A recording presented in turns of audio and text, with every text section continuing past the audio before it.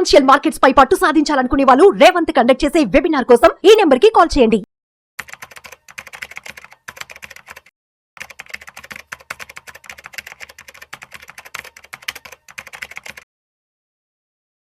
Welcome to Vishnu talks. నేను విష్ణు. ప్రస్తుతంతో పాటు NISM and CRISIL certified wealth manager Revanth Chalamala ఉన్నారు. వారితో మాట్లాడదాం. నమస్తే రేవంత్. నమస్తే అండి Revanth, welcome to Vishnu talks. Thank you.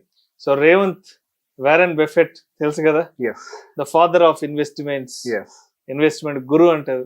Yes ఒక ఇన్వెస్ట్మెంట్ గురించి మాట్లాడుకోగానే వెంటనే వచ్చే మాట Warren Buffett. Yes so Warren Buffett గారు ఈ సంవత్సరం ఆఖరికి రిటైర్మెంట్ తీసుకోబోతున్నారంట. ఆల్మోస్ట్ ఆయన కూడా ఇప్పుడు 94-95 సంవత్సరాల వయసుకు వచ్చేసారు. బాగా వయోభారానికి వచ్చేసేసారు. అవును. ఈ మరికొద్ది రోజుల్లో రిటైర్మెంట్ ప్రకటించే అవకాశం కూడా ఉందంటున్నారు.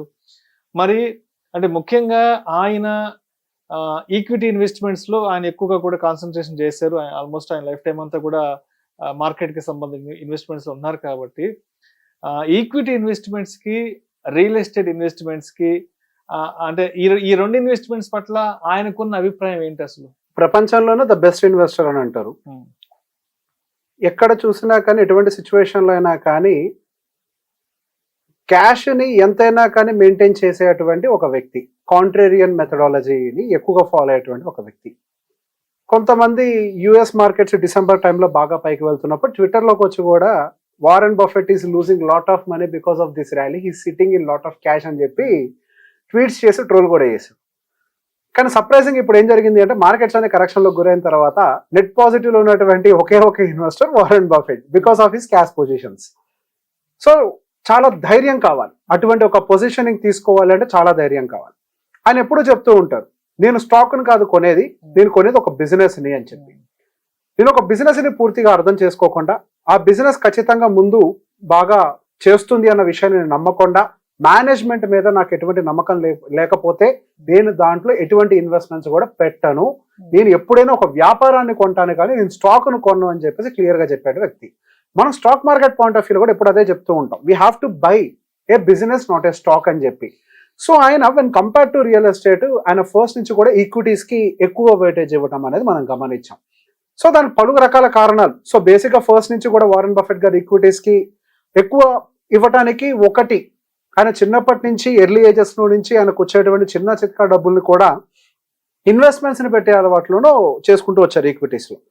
సో ఆయన అక్కడ అర్థం చేసుకున్నటువంటి పాయింట్ ఏంటి అని అంటే, చిన్న దాంతో కూడా మనం ఎగ్జిక్యూట్ చేయగలిగింది, చిన్న డబ్బులు ఉన్నాయి కదా అని చెప్పేసి ఆపర్చునిటీని వదులుకోకుండా ఉండగలిగేది కేవలం ఒక స్టాక్ మార్కెట్లోనే. సో ఈ స్టాక్ మార్కెట్ అనేది ఒక మంచి అవకాశం. మనకి సైజ్ ఆఫ్ ద అమౌంట్ తోటి సంబంధం లేదు, హై లిక్విడిటీ ఉంటుంది. ఇప్పుడు అక్కడ ఒకవేళ పెరగదు, ఇప్పుడు ఫర్ ఎగ్జాంపుల్ అదే రియల్ ఎస్టేట్ పాయింట్ ఆఫ్ వ్యూలోకి వచ్చేసరికి ఒక ఏరియాలో భూమి బాగా పెరిగిపోయింది, ఇంకా అది పెరగదు అని అంటే దాన్ని లిక్విడేట్ చేసేసి క్యాష్లో పెట్టుకొని వేరే దగ్గర భూమి వెతుక్కోవడం సాధ్యం కాదు. అదే మనకి ఈక్విటీ మార్కెట్స్లోకి వచ్చేసరికి మనకు ఆపర్చునిటీ ఉంటుంది. ఒకవేళ గోయింగ్ ఫర్దర్ ఈ సెక్టార్ కానీ దీనికి సంబంధించింది ఏదైనా పెరగదు అని అనిపిస్తే దాన్ని అమ్మేసి అవసరమైతే డబ్బుల్ని క్యాష్లో పెట్టుకొని దాని మీద ఎంతో కొంత మళ్ళీ ఒక బ్యాంకు మందం వడ్డీ తీసుకొని ఆపర్చునిటీస్ మళ్ళీ కనిపించినప్పుడు తక్కువ రేట్లో కొనేటువంటి ఆపర్చునిటీ కేవలం మనకి ఈక్విటీస్లోనే ఉంటాయి. మనకు అదే రియల్ ఎస్టేట్లో అయితే అంత ఆపర్చునిటీ ఉండదు. ఒక్కసారి కొన్నాము అని అంటే అది చాలా మంది మనుషులను అందులో ఇన్వాల్వ్ చేసి పెడుతుంది. అటు బ్రోకర్ అని చెప్పి, రిజిస్టర్లు అని చెప్పి, అవతల సెల్లర్లు, బయ్యర్లు, XYZ ఇట్లా చాలా మందిని ఇన్వాల్వ్ చేస్తుంది. ఎక్కడైతే ఎక్కువ మంది మనుషులు ఇన్వాల్వ్ అయ్యి ఉంటారో అక్కడ ఎక్కువ సమస్యలు ఉంటాయి. So that is the reason మనకి రియల్ ఎస్టేట్లో ఎప్పుడు కూడా ఈ ట్రాన్సాక్షన్ రిలేటెడ్ ఇష్యూస్ కానీ లేకపోతే XYZ ఏదో ఒక ఇష్యూస్ తోటి ఎప్పుడు రియల్ ఎస్టేట్ కొట్టుమిట్లాడుతూ ఉంటుంది. రియల్ ఎస్టేట్లో ఎప్పుడు కూడా కొన్న తర్వాత నా భూమికి ఏమీ కాదు అని చెప్పి చేతుల మీద అదే గుండె మీద చేతులు వేసుకొని పడుకునేటువంటి సందర్భాలు ఉండవు. ఎప్పుడు ఎవడొచ్చి దాని మీద ఏం చేస్తాడని భయం ఉంది, because so many people involve around the real estate.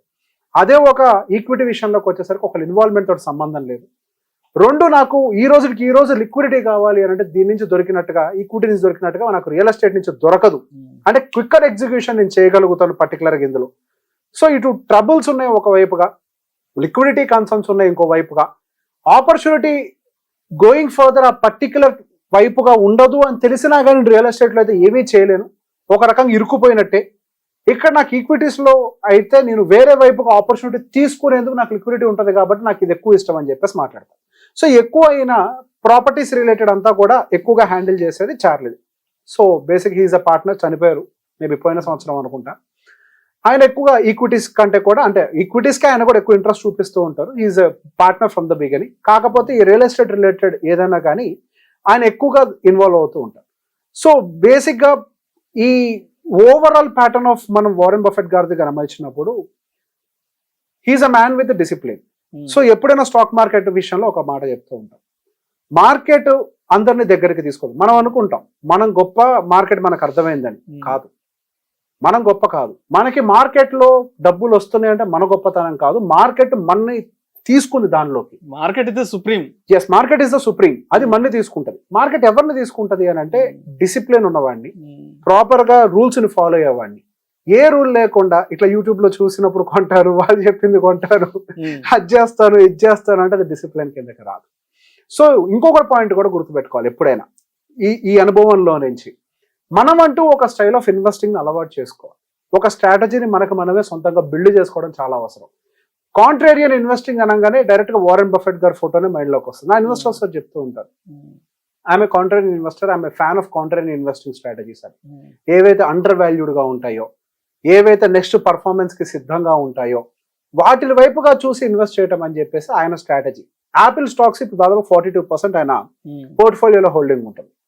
ఆయన తీసుకున్న తర్వాత 2 సంవత్సరాల వరకు అది పర్ఫార్మెన్స్ ఇవ్వాలి. తీసుకోవడం తక్కువే తీసుకున్నారు, పర్ఫార్మెన్స్ ఇవ్వాలి.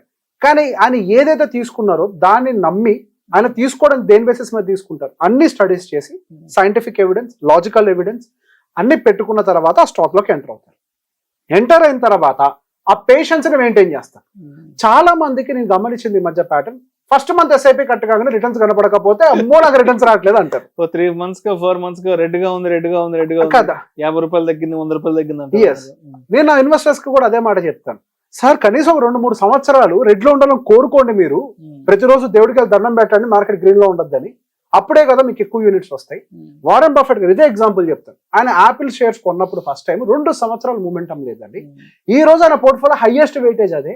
Majority of the wealth creator ఆయనకి యాపిల్ షేర్స్ గా మిగిలిపోయినాయి. దానికి ఓపిక ఉండాలి సార్ కొంత. కాంట్రేరియన్ మెథడ్ అంటే తక్కువ వాల్యుయేషన్ లో నెక్స్ట్ ఫండమెంటల్ గా స్ట్రాంగ్ ఉండి నెక్స్ట్ పెరిగడానికి అవకాశం ఉన్నటువంటి ఒక కంపెనీని లేదా ఒక సెక్టార్ని పిక్ చేసినప్పుడు దానికి తగ్గ పేషెన్స్ ఉండాలి. మనం ముట్టుకోగానే పరిగెట్టడానికి అది మన ఇంట్లో పెంచుకున్న కుక్క కాదు కదా. ఈక్విటీ మార్కెట్స్ పరిగెట్టడానికి చాలా ఫేవర్ చేయాలి. అక్కడ కంపెనీ నెంబర్లు ఫేవర్ చేయాలి, ఎకానమీ ఫేవర్ చేయాలి, ఆర్డర్ బుక్స్ ఫేవర్ చేయాలి, చాలా ఉంటాయి ఇక్కడ పరిస్థితులు. మన దేశంలో ఎకానమీ కాదు, పక్క దేశం ఎకానమీ కూడా ఫేవర్ చేయాలి, చాలా పరిస్థితులు ఉంటాయి. సో ఆ పేషెన్స్ ఎప్పుడైతే ఉంటుందో అప్పుడు డెఫినెట్ గా మనకు రిటర్న్స్ తీసుకోవడానికి అవకాశం ఉంటుంది. దట్ ఈస్ వాట్ యాక్చువల్ గా వారెన్ బఫెట్ అంటే గుర్తు రావాల్సింది పేషెన్స్. ఓపికగా వెయిట్ చేయగలగాలి. ఆ ఓపిక లేకపోతే ఇక్కడ మనకు సాధ్యం కాదు. ఓపికగా క్యాష్ లో కూర్చునే ఓపిక ఉండాలి. క్యాష్ లో కూర్చునేటప్పుడు చాలా మందితో మాట్లాడుతున్నప్పుడు కొంతమందితో మాట్లాడినప్పుడు చెప్పారు, క్యాష్ లో కూర్చోండి అని నేను చెప్పినప్పుడు అరే నేను రిటర్న్స్ మిస్ అయిపోతాను కదా అన్నారు. క్యాష్ లో కూర్చోవడం ఒక ఆర్ట్ ని ప్రపంచానికి అందరికీ పరిచయం చేసింది మనకు వారెన్ బఫెట్. మీకు గుర్తుంటే బాండ్ మార్కెట్ల గురించి మనం ఇంతకుముందు చాలా వీడియోలు చేసాం. కాంట్రేరియన్ ఇన్వెస్టింగ్, బాండ్ మార్కెట్ లో డబ్బులు పెట్టండి, మార్కెట్ పీక్ లో ఉంది, ఇట్లా చాలా సార్లు మాట్లాడాం. ఇదంతా నా సొంత స్ట్రాటజీ ఏం కాదు, వారెన్ బఫెట్ గారిది. That is how he operated. Simple theory గుర్తుపెట్టుకోవాలి. అంత ఓపికతోటి అంతంత క్యాష్ మెయింటైన్ చేస్తూ కూడా చరిత్రలో వరల్డ్స్ నెంబర్ 1 ఇన్వెస్టర్ గా అయితే మిగిలిపోయారు. సో అదేం చెప్తుంది అని అంటే క్యాష్ లో ఉన్నావో ఈక్విటీలో ఉన్నావో కాదు, నీ స్ట్రాటజీ ఎంత బలంగా ఉంది, నువ్వు ఆ స్ట్రాటజీని ఎంత బాగా రీసెర్చ్ చేసి సైంటిఫిక్ ఎవిడెన్స్ తోటి బిల్డ్ చేసావా అనేది డిసైడ్ చేస్తుంది మీరు నిజంగా విన్నర్ గా ఉంటారా లూజర్ గా ఉంటారా. కాబట్టి వారెన్ బఫెట్ గారి స్ఫూర్తితోటి I always say have patience in market and have a strategy in the market. When compare to as real estate is definitely needed, నేను నో చెప్పను. దాంతో పాటుగా ఇప్పటి వరకు ఆల్రెడీ ఇండియాలో కావాల్సినంత రియల్ ఎస్టేట్ అందరు పోర్ట్ఫోలియోస్ లో ఉన్నాయి కాబట్టి ఇక మీద ఈక్విటీని కూడా బిల్డ్ చేసుకుంటే మంచిది. Thank you so much Revanth. Most welcome.